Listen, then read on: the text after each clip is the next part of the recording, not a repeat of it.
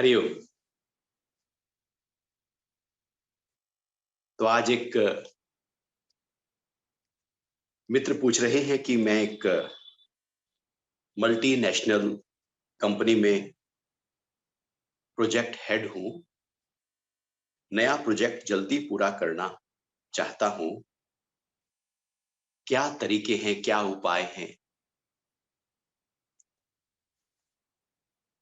राकेश सक्सेना।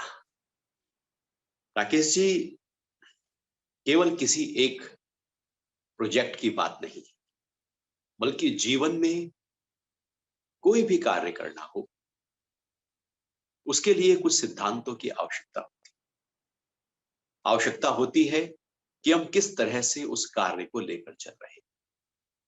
आवश्यकता होती है कि हमने अपने आप को कैसे गढ़ा है, मढ़ा है, कैसे तैयार किया है। ये एक प्रोजेक्ट नहीं। बच्चों को यदि पढ़ाई करनी हो, आपको धन कमाना हो, शरीर की संभाल करनी हो, व्यापार को और चार चांद लगाने हो, या अध्यात्म की यात्रा में आगे बढ़ जाना हो, जीवन में कोई भी कार्य जब हम कर लेना चाहते हैं, वो कार्य जब ऊंचे स्तर का है, तो हमें कुछ चीजों को ध्यान रखना होगा। अपने आप को कुछ नए रूप से रूपांतरित करना होगा। इसके लिए आज हम कुछ उपायों की चर्चा आपके सामने रख रहे हैं, जो महर्षि पतंजलि और योग के ग्रंथों में वर्णित है। कैसे हम जीवन की ऊंचाइयों को, अपने कर्म के ऊंची स्थिति को पा सकते। सबसे पहला उपाय, उस कार्य में नित्यता होनी चाहिए। अर्थात वो कार्य जो भी आप पूरा कर लेना चाहते हैं, जो भी लक्ष्य बनाया है, हम उस कार्य को रोज करना होगा।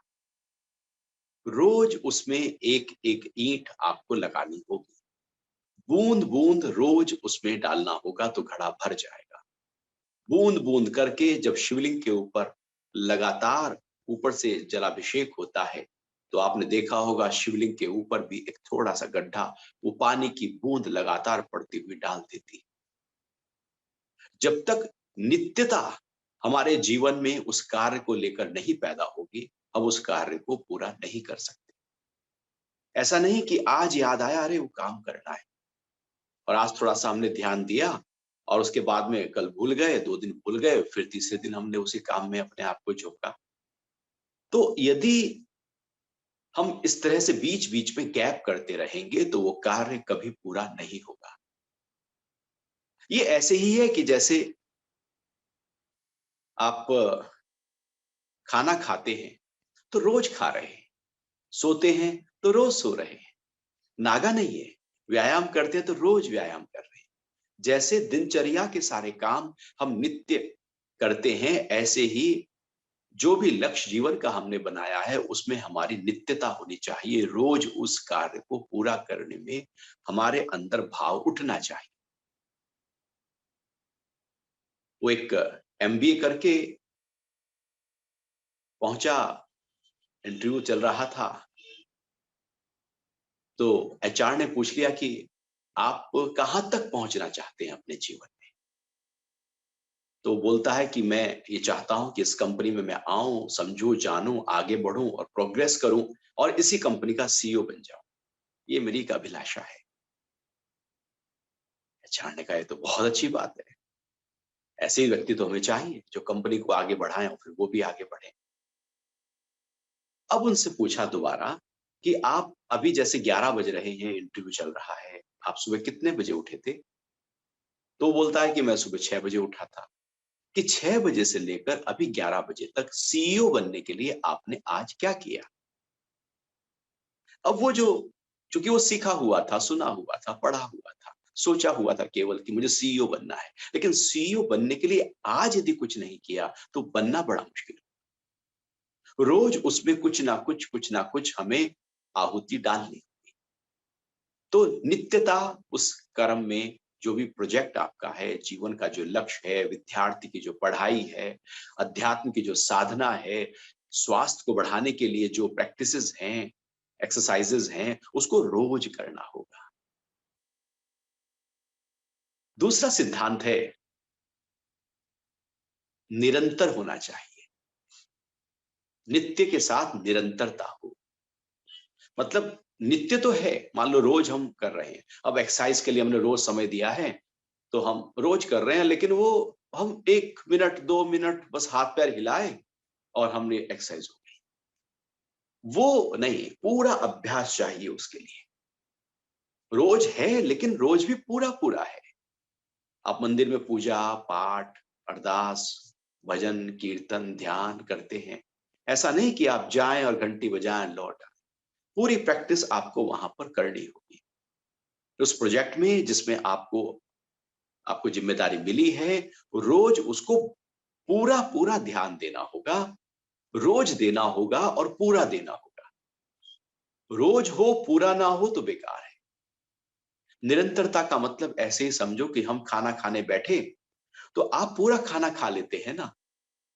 ऐसा थोड़ी है कि एक टुकड़ा तोड़ा, एक ग्रास लिया, चबा रहे हैं और घूम फिर के फिर थोड़ी देर बाद में 10 मिनट बाद फिर आ गए, फिर एक टुकड़ा तोड़ लिया। अब ऐसे ही करते रहो, पेट न भरेगा। पेट भरने के लिए लगातार बैठकर आपको खाना खाना होगा। अब रात नींद के लिए अब आधा घंटा सोए फिर उठ गए, फिर थोड़ी देर बाद सो गए फिर उठ गए, वो रात को लगातार नींद की आवश्यकता होगी। तो नींद अपना प्रभाव दिखाएगी। यदि वो निरंतरता नहीं है किसी कार्य में और कुछ समय के लिए है तो वो बात ना बने। आप ध्यान के लिए बैठे, बस थोड़ा सा ध्यान लगाया फिर कोई ख्याल आ गया, फिर ध्यान फिर कोई ख्याल। निरंतरता ना होने के कारण से हम किसी भी कार्य को सिद्ध नहीं कर पाते। अब स्टूडेंट्स बैठे हैं पढ़ाई के लिए, वो रोज हमने बैठा दिया, लेकिन वो बच्चे लेकिन लगातार नहीं पढ़ते। वो लगातार पढ़ने से हमारे सिस्टम में वो चीज आने लगती है, वो इतनी प्रैक्टिस हो जाए कि वो अब हमारा हिस्सा बन जाए, हमारा अंग बन जाए। एक तबला वादक वो रोज तबले की प्रैक्टिस करता है, लेकिन वो 2 4 5 मिनट के लिए तबले की प्रैक्टिस नहीं करता, वो घंटों बैठकर तबले की प्रैक्टिस रोज करता है। वो एक गायक रोज कई कई घंटे आलाप लगाता है, रोज लगाएगा और लंबे समय तक लगाएगा। जब रोज और लंबे समय तक किसी कार्य को किया जाता है तो वो कार्य हमारी प्रैक्टिस में आ जाता है, अभ्यास में आ जाता है। अब उस कार्य के लिए कुछ अलग से नहीं, बल्कि वो ही मैं बन जाता हूं। ये बहुत ही गूढ़ता है किसी भी कार्य को सिद्ध कर लेने के लिए। गायक तो कहते हैं ना कि यदि हम एक दिन भी प्रैक्टिस ना करें, रियाज ना करें, तो हम 2 दिन पीछे चले जाते हैं। फिर हमें अगले दिन से और ज्यादा मेहनत करनी पड़ती है, क्योंकि उसमें निरंतरता चाहिए, नित्यता चाहिए। तो 2 चीजों का आप ध्यान रखना। अब तीसरी महत्वपूर्ण चीज है उत्साह। किसी भी कार्य को पूरा करने के लिए यदि हमारे अंदर उत्साह नहीं है तो काम पूरा नहीं होगा। काम मिल गया, रोज करना भी पड़ेगा, ऑफिस जाना है, रोज जाना है, रोज उसी काम के सामने उस प्रोजेक्ट में हमें अपने आप को इन्वॉल्व करना है, लेकिन हमारे अंदर से कोई उत्साह ही नहीं है, कोई उमंग ही नहीं है, कोई उल्लास ही नहीं है। उस काम को पूरा कर लेने का जो जज्बा होता है वो कहीं है ही नहीं। हम ढीले पीले से, तो उत्साह की कमी के कारण से हमारी गति आगे नहीं हो पाती। उत्साह चाहिए, यानी कि रुचि चाहिए। जितनी रुचि, जितना इंटरेस्ट आपका उस कार्य को पूरा करने के लिए होगा, वो कार्य उतना शीघ्रता से आप पूरा कर लेंगे। और जिस काम में आपका इंटरेस्ट ही नहीं है, उत्साह ही नहीं है, तो काम ऐसे ही ढीलम पीलम होता रहेगा, वो टलता रहेगा, वो टलता रहेगा। उत्साह उस काम को पूरा कर लेने का एक अंदर से भाव है। उत्साह की कमी के कारण से हम काम को टालते हैं। कल कर लेंगे, कल कर लेंगे, अरे तो बहुत टाइम। कबीरदास जी कहते हैं काल करे सो आज कर, आज करे सो अब। ये अब कैसे होगा? उत्साह ही नहीं है तो अब कैसे करेंगे? हम तो टाल देंगे ना कोई भी काम। अरे कल पढ़ लेंगे, अरे बाद में हो जाएंगे, अरे बिल तो जमा करना है फिर कर लेंगे, अरे एक्सरसाइज आज नहीं करते कल कर। उत्साह होगा तो तुरंत आप एकदम सुबह बिस्तर से खड़े होकर तैयार होने लगेंगे एक्सरसाइज के लिए, और उत्साह नहीं होगा तो आप पड़े रहेंगे चद्दर तान के। उत्साह कार्य के लिए एक ड्राइवर की तरह काम करता है, एक हमें आगे बढ़ाने में मदद करता है, क्योंकि वो अंदर से आ रहा है।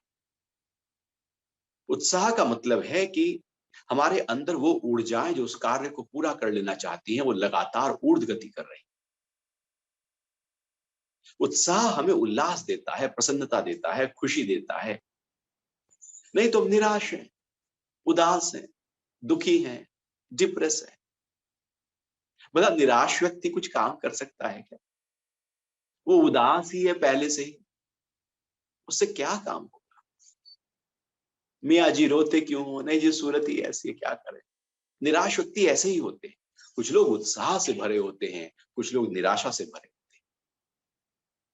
तो अपने जीवन में निराशा को जगह न देना, समय न देना, आप उत्साह में रहना, आप देखना, आप लगातार आगे की तरफ गति करना शुरू कर देंगे। आपको नए-नए क्रिएटिव आइडियाज आने शुरू हो जाएंगे, नया थॉट शुरू हो जाएगा। उस प्रोजेक्ट को कैसे पूरा करना है, उसके लिए कुछ लेटरल थिंकिंग शुरू हो जाएगी। क्योंकि बुद्धि का विकास उत्साह से होता है। ऊर्जाएं जब ऊर्ध्व गति करती हैं, तो बुद्धि विकसित होती है, हमारा विवेक जगने लगता है। नहीं तो ब्लिंकर की तरह बस जैसे हमें बता दिया वैसे ही हम कर रहे हैं। अपना कुछ नहीं लगाएंगे, अपना तब लगाएंगे जब उत्साह से भरे होंगे। तो सुबह से लेकर रात तक उत्साह की कमी ना होने देना। मन डिप्रेस करेगा, मन दुखी करेगा, मन परेशान करेगा, मन रुलाएगा, फंसाएगा, अटकाएगा, मन मना करेगा। नहीं, उत्साह को जगाना, जगाना उस उत्साह को जो आपको आगे बढ़ाने में मदद करेगा। नहीं तो निरुत्साही लोग जीवन में कुछ नहीं कर पाते, वो बस सोचते रहते हैं, आलसी हो जाते हैं। उत्साह आलस को दूर करता है, क्योंकि आलस सबसे बड़ा शत्रु है। आलस से कहता है कि अरे क्या होगा, इतने लोगों ने कर लिया, उससे क्या होगा, धन आ जाएगा तो क्या होगा, हेल्थ अच्छी हो जाएगी तो क्या होगा, सुबह जल्दी उठ जाएंगे तो क्या होगा। वो पूछता ही रहता है क्या होगा, क्योंकि उसे कुछ करना नहीं है, उसमें आलस से आ गया है।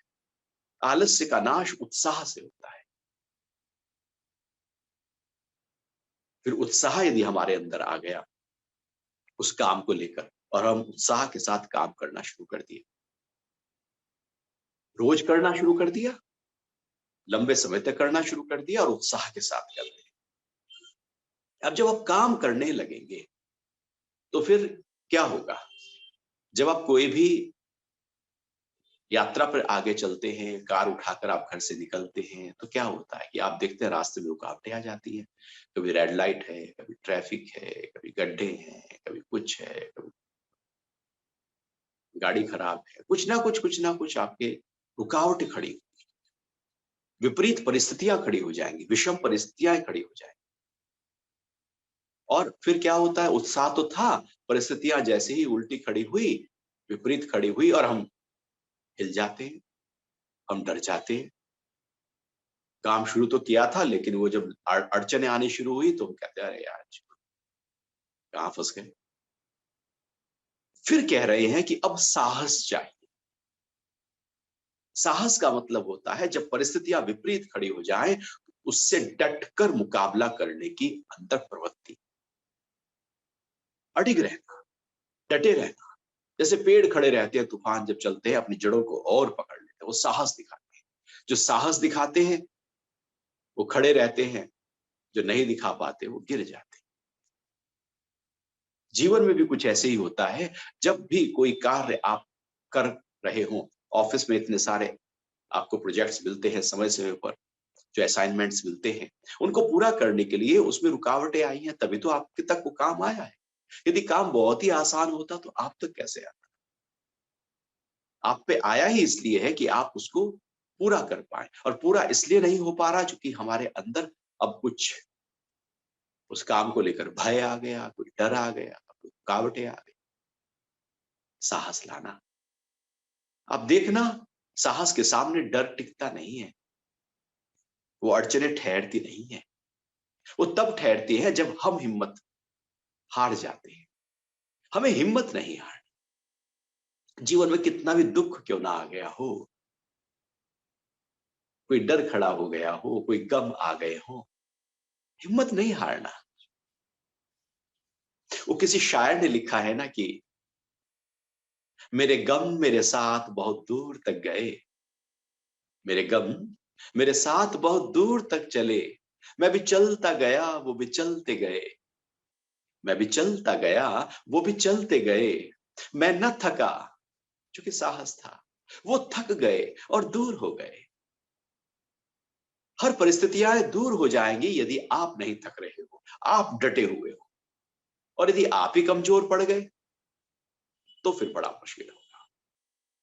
इसलिए साहस को अपने साथ रखना, लगातार रखना, ये आपको आपके उत्साह को बढ़ाएगा। उत्साह साहस को बढ़ाएगा। दोनों आपस में एक दूसरे को बढ़ाते हुए हमें और आगे की यात्रा करने में मदद करेंगे। अब जब हम साहस के साथ आगे बढ़ रहे हैं, रोज कर रहे हैं, लगातार कर रहे हैं, उत्साह भी है, साहस भी है, अब आपको लग रहा है कि अरे ये काम तो पूरा हो ही नहीं रहा है, ये तो बड़ा प्रोजेक्ट में टाइम लग रहा है, असाइनमेंट तो लंबा खिंचता जा रहा है। अब हमारे अंदर उतावलापन आ जाता है, हम जल्दबाजी करने लगते हैं। हम कहते हैं अरे इतना समय लग रहा है इसमें। और वो जैसे ही वो उतावलापन आता है, जल्दबाजी हमारे अंदर आती है, हम अपने उस काम को गलत करना शुरू कर देते हैं या उस काम को फिर छोड़ देते हैं। क्योंकि हम देखते हैं कि इतना समय तो दिया, अब कैसे ये काम पूरा होगा। तो कह रहे हैं कि धैर्य होना चाहिए, पेशेंस होना चाहिए। धैर्य के बिना, धैर्य जब नहीं है तो हम बीच में काम को छोड़ देते हैं। तो वो जो पेशेंस है, वो जो धैर्य है, वो एक ठहराव देता है। हम अंदर ठहर जाते हैं, एकाग्र हो जाते हैं। और यदि काम नहीं हो रहा है तो भी कोई बात नहीं ना, ठीक है ना, हम लगे हुए हैं, हम डटे हैं ना। नहीं हो रहा है, अभी बहुत सारी चीजें होती हैं जो काम नहीं होता, कोई आप ही जिम्मेदार थोड़ी है। वो तो धैर्य से ही होगा। जो काम अपने समय पर घटना है वो अपने समय पर ही घटेगा, उससे पहले कैसे घटेगा। धीरे धीरे चल मना, धीरे सब कुछ होए, माली सींचे सो घड़ा, ऋतु आए फल होए। माली 100 घड़ा सींच दे पौधे को, ऐसा नहीं कि ज्यादा सींचने से आज ही फल आ जाए। अब माली के हाथ में नहीं, माली ने बीज बोया था, उसकी परवरिश की थी। अब सब कुछ मालिक के हाथ में नहीं, अब बहुत कुछ प्रकृति के हाथ में है। उन सूरज के हाथ में, हवाओं के हाथ में, माटी के हाथ में, वो बहुत कुछ है जो बाहर इन्वायरमेंट उसके अंदर मिठास भरेगा, वो फल पैदा करेगा। मालिक के हाथ में सब कुछ थोड़ी है, हमारे ही हाथ में सब कुछ थोड़ी है। अब हमें धैर्य करना होगा, हमें ठहर जाना होगा। अभी नहीं हुआ कोई बात, होगा, आप लगे रहो। वो पिक्चर आई थी ना, लगे रहो मुन्ना भाई, बस लगे रहना। धैर्य हो तो लगे रहोगे, और धैर्य ना हो तो फिर कैसे लगोगे। फिर तो हम काम करते हैं छोड़ देते हैं। ऐसे बहुत से लोग होते हैं, लोग नया काम शुरू करते हैं, धैर्य नहीं होने के कारण से प्रॉफिट नहीं आता, अरे यार ये मेरे बस का काम नहीं है, कुछ और करते हैं, फिर कुछ और करते हैं। वो ऐसे काम बदलते रहते हैं, नौकरी बदलते रहते हैं, वो सब कुछ धैर्य नहीं है, पेशेंस। व्यक्ति चाहता है आज ही मैं जिम जाऊं और आज ही मेरी बॉडी एकदम ब्रूस जैसी हो जाए, ऐसे कैसे हो। मैं आज ही दारा सिंह बन जाऊं, ऐसे कैसे हो। आपको धैर्य चाहिए, आपको लगातार उसकी प्रैक्टिस करनी होगी, उत्साह से, साहस से करनी होगी, पेशेंस के साथ करनी होगी। आप पा लोगे उस मंजिल को। और जब आपके अंदर धैर्य है और आप धैर्य के साथ आगे बढ़ रहे हैं, तो कह रहे हैं कि अब आपके अंदर तत्व ज्ञान, यानी कि सब्जेक्ट नॉलेज होनी चाहिए। अब जो काम हमें मिला है उसकी सब्जेक्ट नॉलेज हमारे पास में अच्छी नहीं है, गहरी नहीं है, इसलिए सब रुकावटें आ रही हैं। हम वो काम कर ही नहीं सकते जो हम काम लेकर बैठे। अक्सर लोग उन्हीं काम को कर रहे होते हैं जो उनके बस का ही नहीं होता, जिसमें उनकी एक्सपर्टीज ही नहीं होती, जो उनके गुण ही नहीं है। हम अपने, हमारे गुण कुछ और है, हम कर कुछ और रहे हैं। हमने पढ़ाई कुछ और की है, कर कुछ और रहे हैं। हमें ही पता कि हमें करना क्या है, क्योंकि हमारे अंदर सब्जेक्ट नॉलेज नहीं।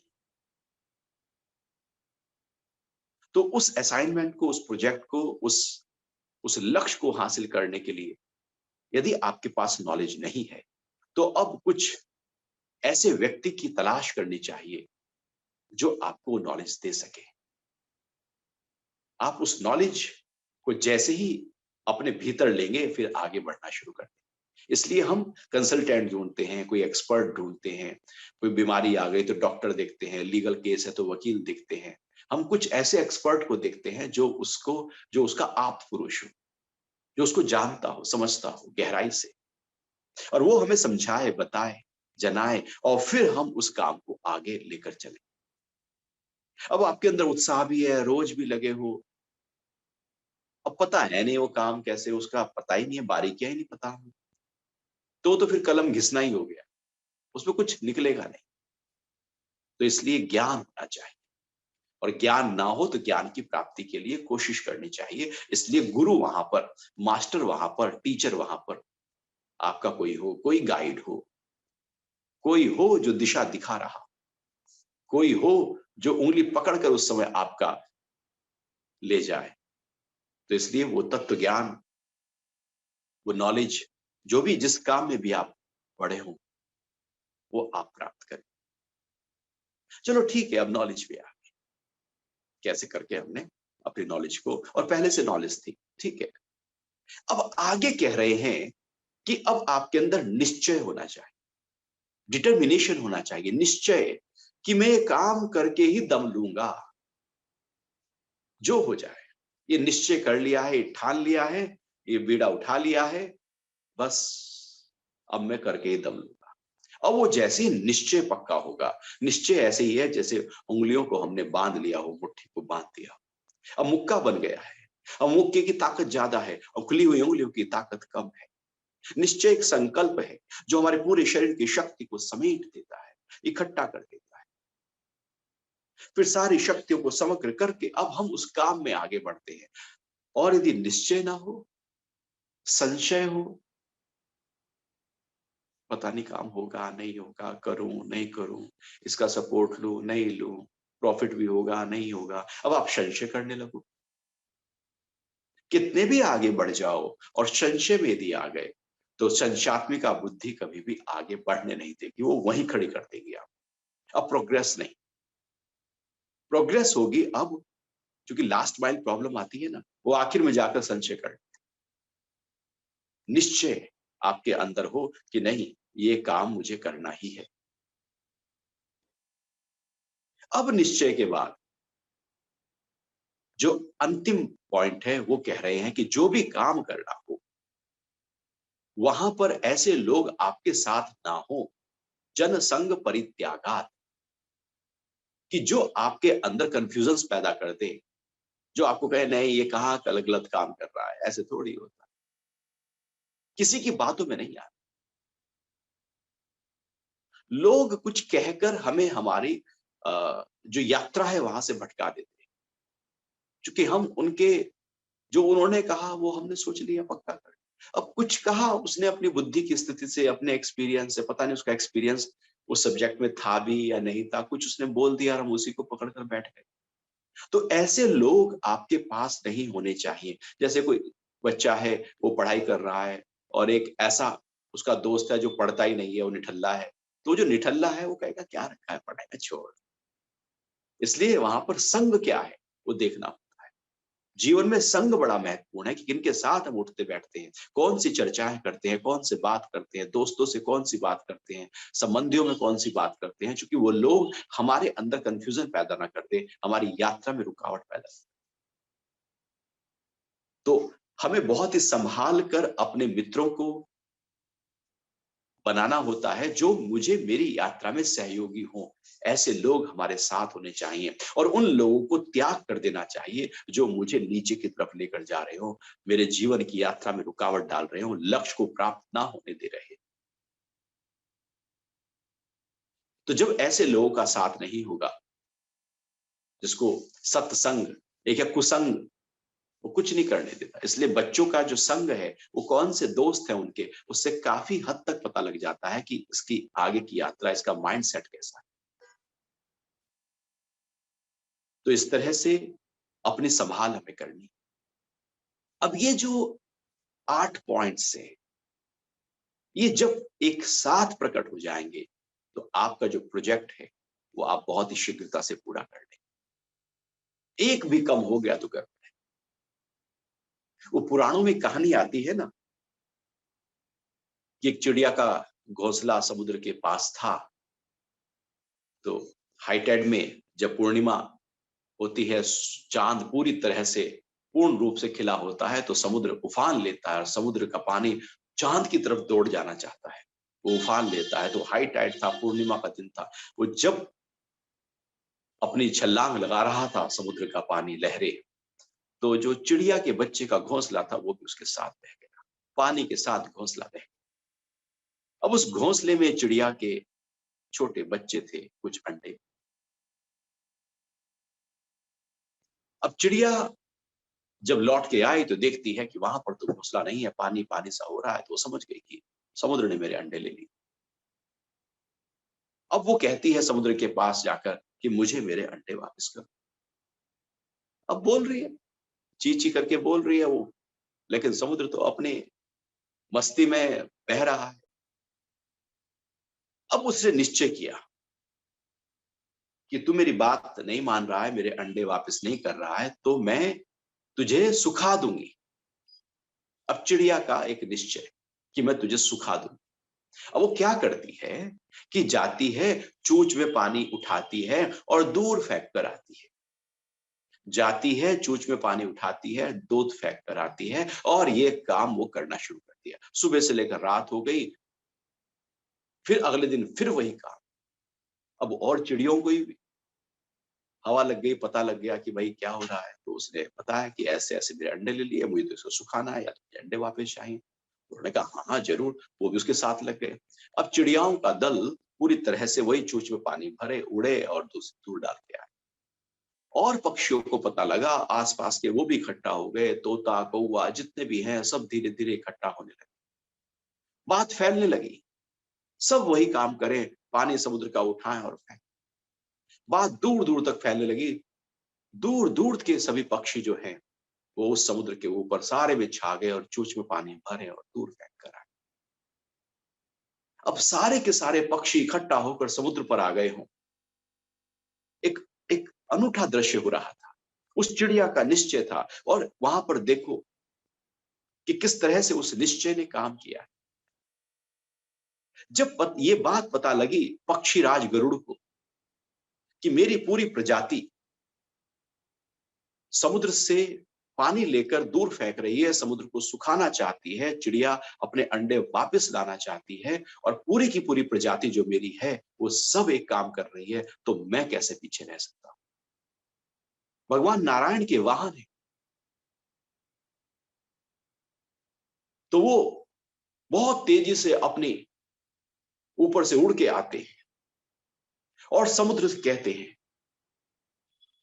कि या तो चिड़िया के अंडे वापस कर दो, नहीं तो मैं अपनी एक छाप से तुझको सुखा दूं। कहानी किस तरह से आगे बढ़ती, मैं अपनी एक छाप से तुझे सारा सुखा दूंगा। समुद्र डर गया, डर गया और धीरे से अंडे किनारे पर छोड़ दिए। कहानी कहती है, ये दृष्टांत कहता है कि अब चिड़िया के अंदर देखो, नित्य था, रोज कर रही थी वो काम, रोज सुखा रही थी, निरंतर लगातार परी भर भर के फेंक रही, पूरे उत्साह से थी, पूरा साहस था, पता था कि सुखा नहीं पाऊंगी, लेकिन साहस था, धैर्य था कि आज नहीं तो कल सुखा दूंगी। और ज्ञान, नॉलेज थी कि यदि ये सब इकट्ठा हो गए हैं, सब इकट्ठा हो गए हैं और हम सही काम कर रहे हैं, और पूरा निश्चय उसने कर लिया था। और ऐसे ऐसे आसपास इकट्ठा हो गए जो उस कार्य में सपोर्ट कर रहे थे। ऐसा नहीं कि दूसरी चिड़िया आके कहने लगी उसे, अरे कि चिड़िया तो क्या कर रही है, तेरे चोंच के भरने से क्या समुद्र सूखेगा। नहीं, सब वही लोग इकट्ठा हो गए जो उस कार्य को पूरा करने में लगे हुए थे। अर्थात आठों की आठों चीजें जब एक जगह पर उपस्थित हो जाती हैं, तो कार्य पूर्ण हो ही जाता है। हरि ओम।